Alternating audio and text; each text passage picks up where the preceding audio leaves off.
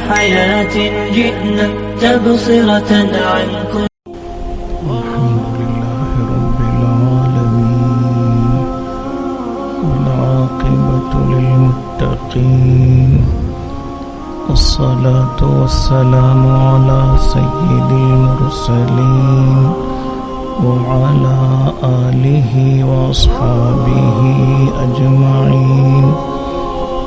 أما بعد فقد قال رسول الله صلى الله عليه وسلم كن في الدنيا كأنك غريب أو عابر سبيل أو كما قال عليه الصلاة والسلام. بزرگان محترم، برادران عزیز، بخاری شریف کی ایک روایت ابھی پڑھ، یعنی دنیا سے بے رغبت اور اس کی محبت سے دور ہونے پر اپنی محبت اور لوگوں کے ہاتھوں میں جو کچھ ہے اس سے منہ پھیر لینے پر لوگوں کی محبت حاصل ہونے کا ذریعہ بتایا تھا. دنیا سے اگر منہ موڑتے ہیں تو اللہ کی محبت حاصل ہوگی. لوگوں کے ہاتھوں میں جو کچھ ہوتا ہے اس سے منہ موڑتے ہیں تو لوگ محبت کرتے ہیں. حقیقت یہی ہے، آدمی دنیا کے پیچھے جس قدر بھاگتا ہے پڑتا ہے اسی قدر ذلیل اور رسوا ہوتا ہے، اور لوگوں کے مال و متاع کی دولت کی حرص اور ہوس کرتا ہے تو لوگوں کے یہاں ذلیل ہوتا ہے. اللہ کے پیغمبر صلی اللہ علیہ وسلم نے نسخہ بتایا، زہد فی الدنیا اختیار کرو، اللہ کی محبت حاصل ہوگی، اور لوگوں کے ہاتھوں میں جو کچھ ہے اس سے منہ موڑ لو، لوگ محبت کیا کریں گے. اسی طرح کی ایک اور اہم نصیحت ہے جو اس حدیث میں اللہ کے پیغمبر صلی اللہ علیہ وسلم نے حضرت عبداللہ ابن عمر رضی اللہ عنہ کو کی ہے. بخاری شریف کی روایت ہے، حضرت عبداللہ ابن عمر رضی اللہ عنہما فرماتے ہیں، اخذ رسول اللہ صلی اللہ علیہ وسلم بمنکبیہ، اللہ کے رسول صلی اللہ علیہ وسلم نے میرے مونڈھے پکڑے، میرے مونڈھے اور میرے کاندھے کو آپ نے پکڑا اور فرمایا کن فی الدنیا کأنک غریب، اے ابن عمر رہو دنیا میں گویا کہ تم مسافر ہو، او عابر سبیل، یا اس سے بھی آگے بڑھ کر بس تم راہ رو، راستہ چلنے والے ہو. ایک اور روایت میں ہے جو بخاری میں نہیں ہے، وَعُدَّ نَفْسَكَ مِنْ أَهْلِ الْقُبُورِ، اور اپنے آپ کو قبر والوں میں شمار کیا کرو، یعنی مردوں میں شامل کرو. یہ نصیحت آپ نے فرمائی حضرت ابن عمر کو. آگے حضرت عبداللہ ابن عمر رضی اللہ عنہم لوگوں سے فرماتے تھے، اذا امسیت فلا تنتظر الصباح، جب تم شام کرو تو صبح کا انتظار نہ کرو.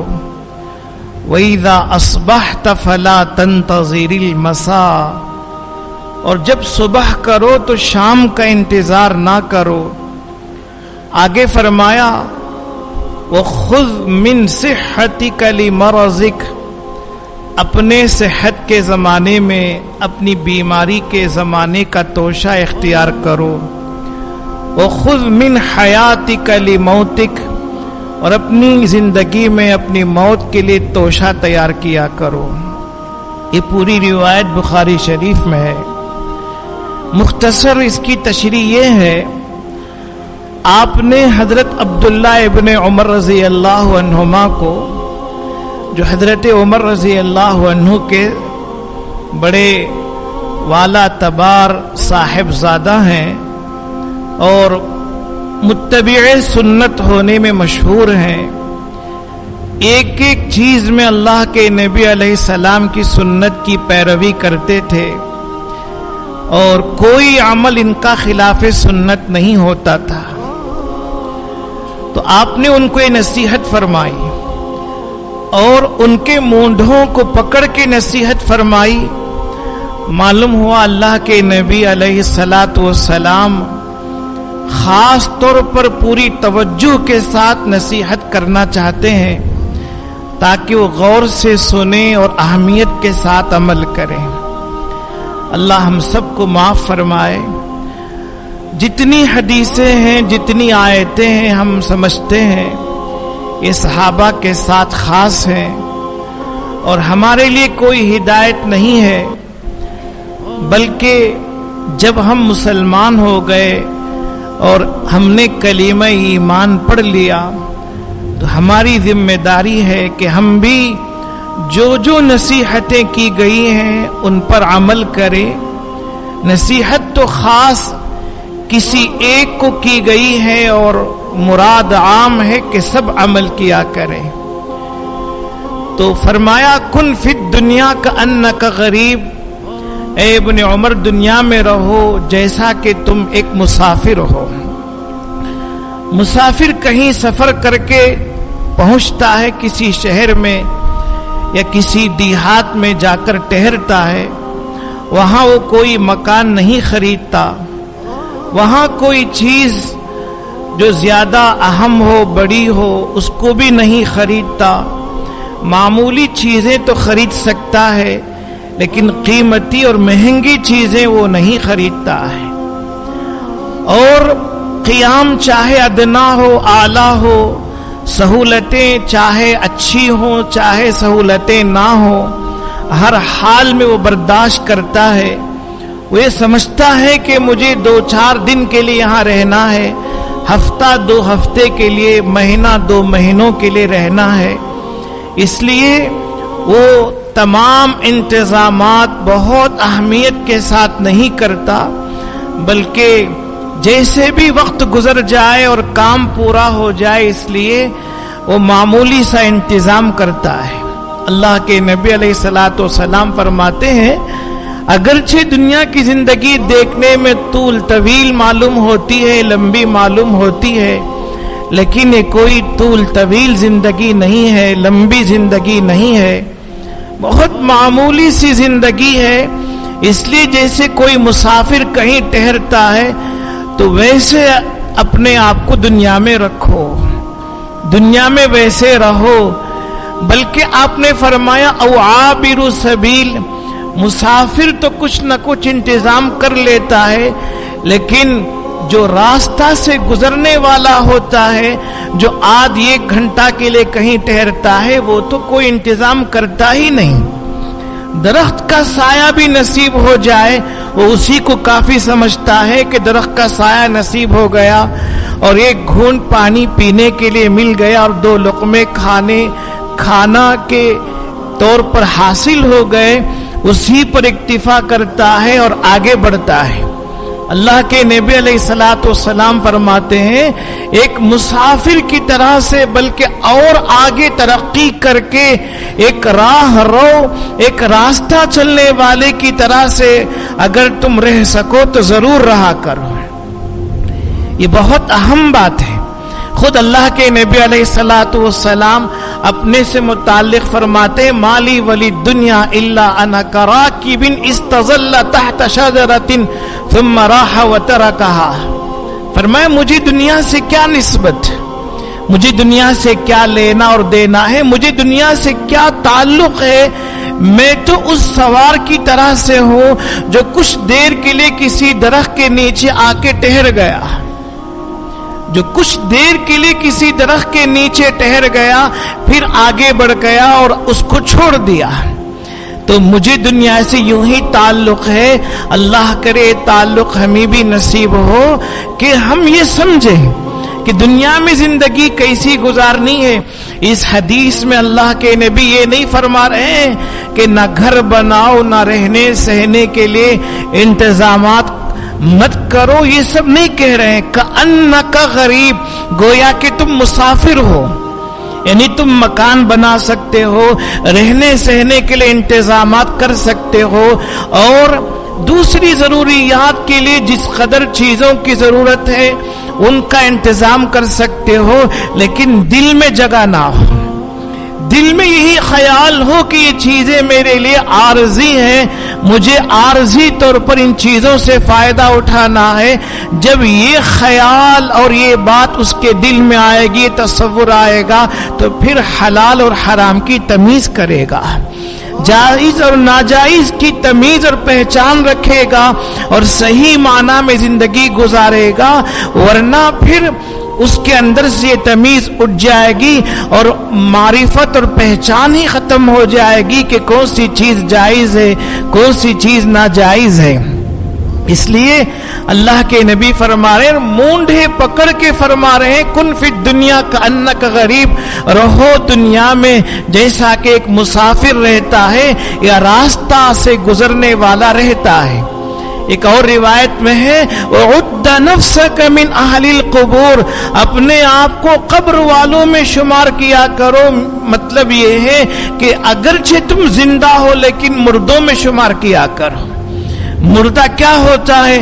اس کی کوئی خواہش نہیں ہوتی، کھانا اس کے سامنے ہے نہیں کھا سکتا، پانی ہے نہیں پی سکتا، ساری ضروریات اور ساری چیزیں ہیں، لیکن وہ استعمال تو دور کی بات دیکھنے کی اور کسی طرح سے سوچنے کی طاقت نہیں رکھتا ہے۔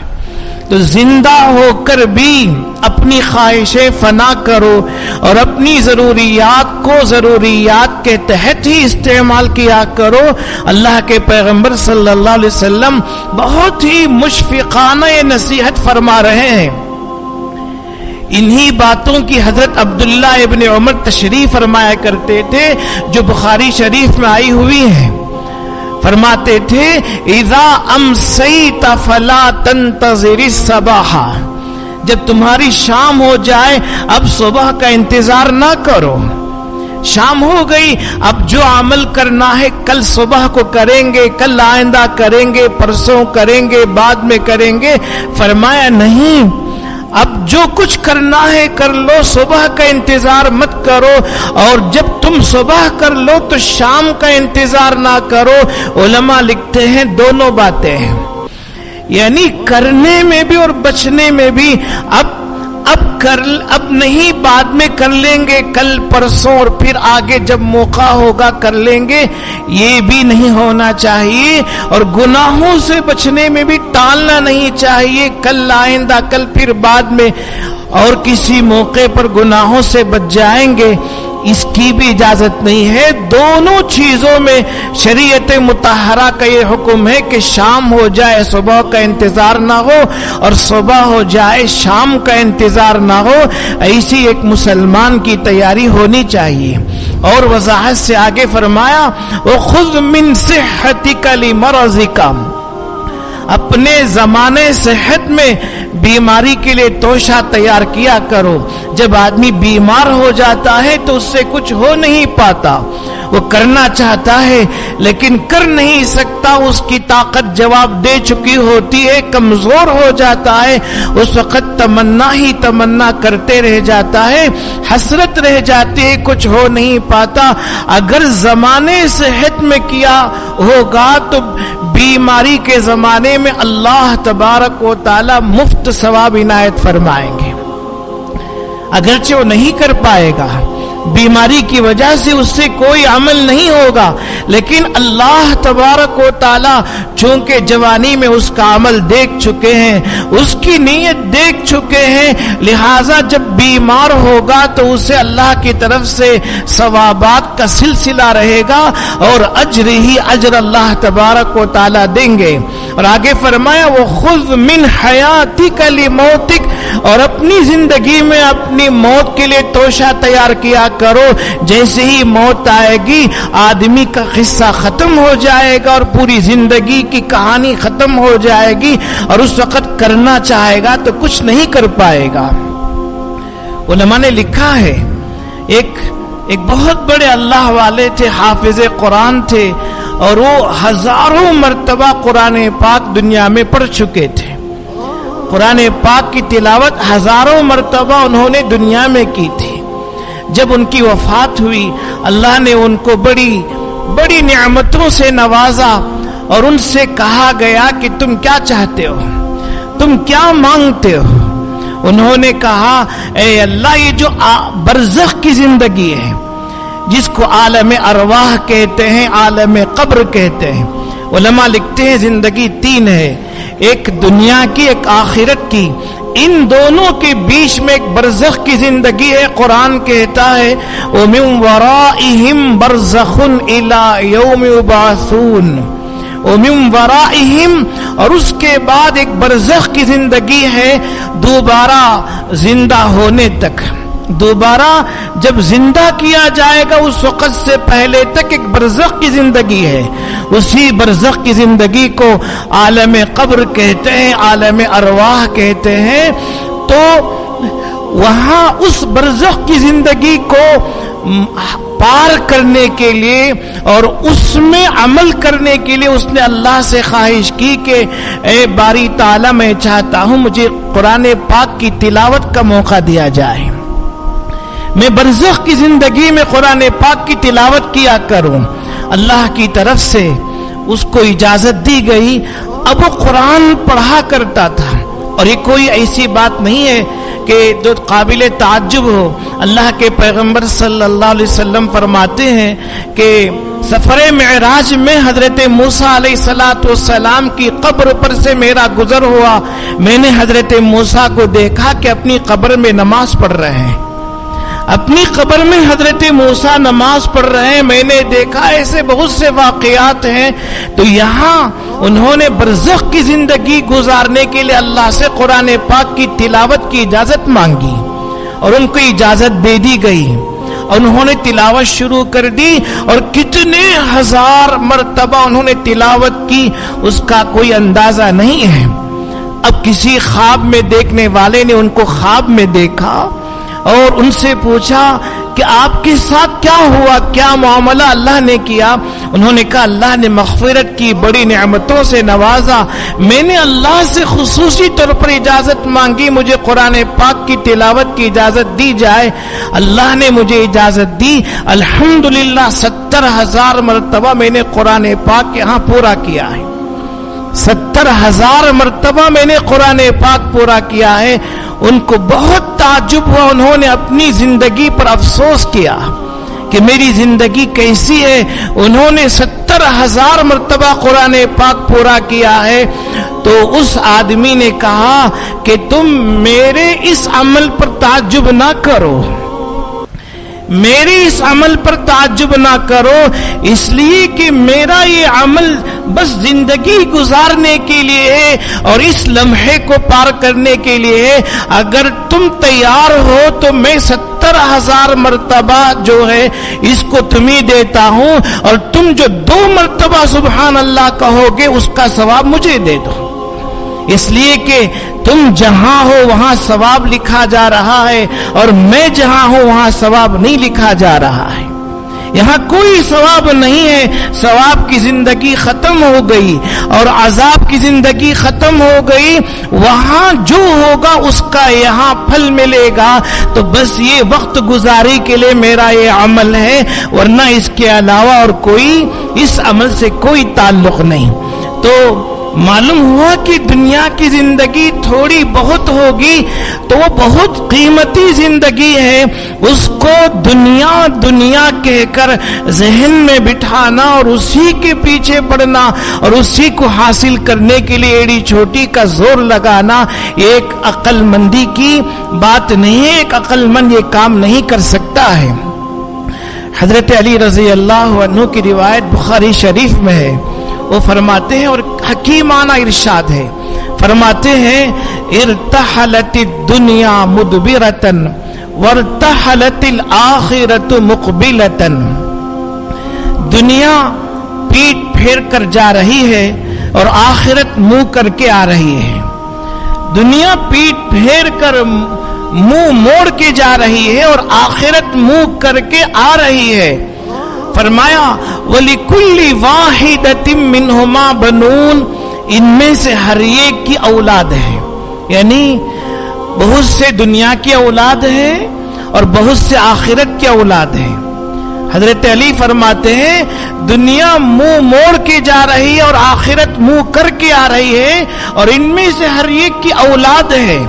فرمایا فَكُونُوا مِنْ ابناء الآخرہ ولا تکونوا من ابناء الدنیا، پس تم آخرت کی اولاد میں سے ہو جاؤ، دنیا کی اولاد میں سے نہ ہو جاؤ۔ کتنی پیاری بات ہے کہ ہر ایک کی اولاد ہے، کہ دنیا دار ہے وہ دنیا کی اولاد ہے اور جو دیندار ہے وہ آخرت کی اولاد ہے۔ فرمایا کہ تم آخرت کی اولاد ہو جاؤ اور دنیا کی اولاد مت ہو جاؤ۔ کیوں؟ فَإِنَّ الْيَوْمَ عَمَلٌ وَلَا حِسَابًا وَغَدًا حِسَابٌ وَلَا عَمَلًا، آج عمل ہے حساب نہیں، کل حساب ہے عمل نہیں۔ آج عمل ہے حساب نہیں، جو چاہے وہ کرو، آج کوئی حساب نہیں اور کل حساب ہوگا، عمل نہیں ہوگا۔ کل کرنا چاہو گے تو بھی کر نہیں پاؤ گے، اس لیے کہ عمل کی زندگی ختم ہے۔ اللہ کے پیغمبر صلی اللہ علیہ وسلم نے ان باتوں کو بہت سی حدیثوں میں سمجھایا ہے، آپ نے مثالوں سے سمجھایا اور نقشہ بنا کر آپ نے سمجھایا۔ حضرات صحابہ اکرام کہتے ہیں، بخاری شریف کی روایت ہے، حضرت انس رضی اللہ عنہ راوی ہیں، ایک مرتبہ اللہ کے نبی علیہ الصلوۃ والسلام نے مٹی پر لکیریں کھینچی، مٹی پر لکیریں کھینچی اور کئی لکیریں کھینچی، صحابہ اکرام کو بتایا دیکھو یہ انسان ہے، ھذا الانسان، یہ انسان ہے، وَهَذَا الْعَمَلُ، یہ عمل عین سے نہیں الف اور حمزہ سے ہے، یہ انسان ہے اور یہ عمل اس کی لمبی امید ہے، درمیان میں بتایا وَهَذَا الْأَجَلُ، اور یہ اس کی موت ہے، فَبَيْنَهُمَا كَذَلِكَ إِذْ جَاءَهُ الْخَطُّ الْأَقْرَبُ، وہ اپنی امیدیں پانے کی کوشش میں رہتا ہے، اچانک جو قریب کی لکیر ہے موت آ جاتی ہے، وہ بہت دور کی لکیر تک پہنچنے کی کوشش کرتا ہے، وہاں جو آپ نے فرمایا یہ انسان ہے اور وہاں دور دور آپ نے لکیر کھینچی، وہاں اشارہ کر کے بتایا ہاں اس کی لمبی امید ہے، وہاں تک پہنچنے کی بھرپور کوشش کرتا ہے، درمیان میں اس کی موت آتی ہے، جو قریب خط بہت قریب کی لکیر ہے وہ آتی ہے۔ اس طریقے سے آپ نے سمجھایا اور حقیقت سمجھا دی، لہٰذا یہ ہماری ذمہ داری ہے کہ ہم ان باتوں کو سمجھیں۔ یہی اللہ کے پیغمبر علیہ الصلوۃ والسلام نے حضرت ابن عمر رضی اللہ عنہما کو سمجھایا تھا کہ دنیا میں ایسے رہو جیسا کہ مسافر رہتا ہے، اس کی جو کچھ چیزیں ہوتی ہیں عارضی ہوتی ہیں، وہ دائمی اور ہمیشگی کے طور پر کوئی چیز اختیار نہیں کرتا، یہی ہر مسلمان کا شیوا ہونا چاہیے۔ لہذا آج جو دنیا اور دنیا کی چیزیں، مال و متاع، اس کی دولت، اس کے عہدے ہماری آنکھوں کے سامنے ہیں، ان کی حقیقت ہمارے سامنے آئے اور ہم جس مقصد کے لیے دنیا میں آئے ہوئے ہیں وہ مقصد اگر ہمارے ذہنوں سے دل سے غائب ہو جائے، افسوس ہے ہم میں اور کسی غیر میں کوئی فرق نہیں رہ جائے گا۔ حضرت شیخ عبد القادر جیلانی رحمۃ اللہ علیہ کا واقعہ مشہور ہے کہ ایک بادشاہ نے حضرت جیلانی رحمت اللہ علیہ کو ایک بہت بڑی زمین وقف کی، اور وہ سنجر کی زمین کہلاتی ہے۔ سنجر ایک اس زمانے کا مشہور شہر رہا ہے۔ وہ پوری زمین وقف کی۔ بادشاہ کے علم میں یہ بات آئی کہ حضرت جیلانی رحمت اللہ علیہ کے یہاں روزانہ ہزاروں لوگ کھانا کھاتے ہیں اور ہزاروں لوگ مہمان بنتے ہیں، ان سب کی مہمانی آپ کے اوپر گراں گزر رہی ہے اور مشکل سے آپ کھلا رہے ہیں، لہذا سنجر کی زمین وقف کر دی جائے تاکہ اس کی آمدنی سے مہمانوں کو کھلائے اور آسانی سے انتظام ہو جایا کرے۔ اس نے سنجر کی زمین وقف کر دی۔ جب بادشاہ کا قاصد زمین اور اس کی آمدنی لے کر آپ کے پاس آیا، اس زمانے کی بات ہے کہ سنجر کی چھتریاں مشہور ہوتی تھی۔ سنجر کی چھتری بہت مشہور چھتری ہوتی تھی دھوپ سے، گرمی سے بچانے میں۔ حضرت شیخ عبد القادر جیلانی رحمت اللہ علیہ کے پاس جب بادشاہ کا قاصد آیا اور بادشاہ کا پیغام سنایا کہ آپ کو اس نے سنجر کی زمین وقف کی ہے، اور وہ بادشاہ آدھی دنیا کی سلطنت اور آدھی دنیا پر اس کی حکومت تھی، اس کو ملک نیمروز اور ملک نیمروز کہا جاتا تھا کہ آدھی دنیا کا وہ بادشاہ ہے۔ اس نے وہ زمین وقف کی تھی۔ جب قاصد آیا تو حضرت جیلانی رحمت اللہ علیہ نے اس سے یہ کہہ کر واپس کر دیا۔ عجیب بات ہے، کہنے والے کہتے ہیں کس قدر پیارا انداز ہے، چون چھترے سنجری رخ بختم سیاہ بات، در دل اگر بود ہوس ملک سنجرم۔ جیسے سنجر کی چھتریاں مشہور ہوتی ہیں، جیسے سنجر کی چھتریاں مشہور ہیں کالی ہونے میں اور گرمی سے بچاؤ میں، اگر میرے دل میں سنجر کی خواہش اور حرص و ہوس پیدا ہو جائے تو سنجر کی چھتریوں کی طرح سے میرا دل بھی سیاہ ہو جائے گا، میرا دل بھی کالا ہو جائے گا۔ یہ صاف کہا، چوں چھتری سنجری رخ بختم سیاہ بات، در دل اگر بود ہوس ملک سنجرم۔ آگے بڑی پیاری بات کہی، زانگاہ کے یافتم خبر از ملک نیم شب، من ملک نیم روز بیک جو نمی خرم۔ جب سے اللہ نے مجھے آدھی رات کی سلطنت عطا کی ہے، میں نے آدھی دنیا کی سلطنت کو ٹھوکر مار دی۔ آدھی رات نالائے نیم شبی آہے سحر گاہی، یعنی اللہ کے حضور بیدار ہونا، بیدار ہو کر آدھی رات میں اللہ سے مانگنا اور اللہ تبارک و تعالیٰ کا عنایت کرنا۔ تو ملک نیم شب، آدھی رات کی سلطنت جب سے مجھے حاصل ہوئی، میں نے آدھی دنیا کی اور نیم روز کی سلطنت ٹھوکر مار دی ہے، مجھے اس کی ضرورت نہیں ہے۔